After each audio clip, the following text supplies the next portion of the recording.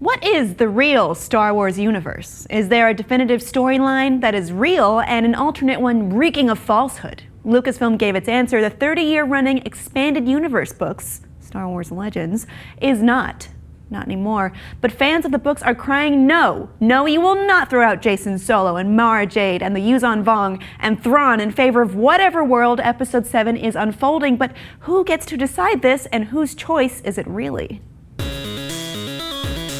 From an obvious standpoint, it is Lucasfilm who gets to decide. They can make whatever they want official canon and leave the other stories that helped keep interest alive in Star Wars even through dark times, by the way, out to dry for all they care, and they sort of did, announcing that episodes 7 through 10 will not follow any of the post-Return of the Jedi stories and are no longer considered canon.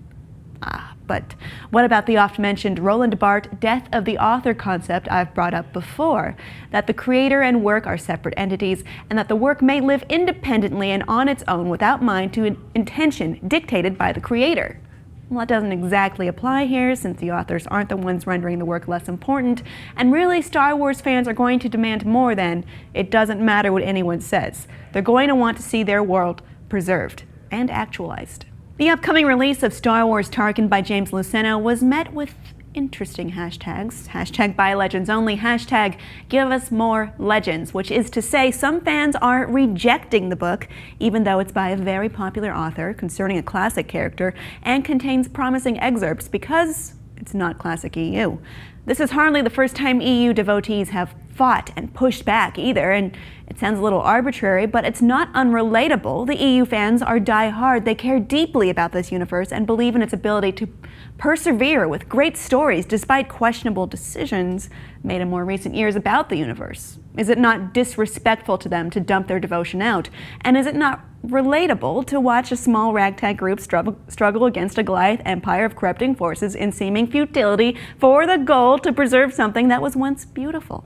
But to be realistic and, frankly, a downer, it's highly unlikely that a small group can stop the prophet juggernaut from unfolding its plan. You can not buy all the new Star Wars books there are, but that's not going to change the direction of the movies, and it's not going to stop J.J. Abrams or the brass from saying, no, this is what's canon, now you deal with it.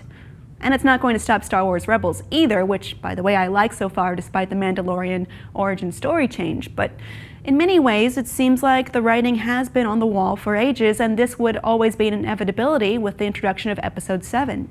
Our choices are to deal with it, which I think is a shitty thing to say to people who care about something, or as Tracy Duncan, who runs the EU-focused blog Club Jade, says, channel that energy into something positive and creative. Fanfic, graphics, fan art, whatever floats your boat, give back to the community instead of just yelling at it. And of course, we'll all remember that quote about anger leading to hate and hate leading to suffering, and we must learn to let go of what we fear to lose. But hey, we haven't all chosen the path of the Jedi.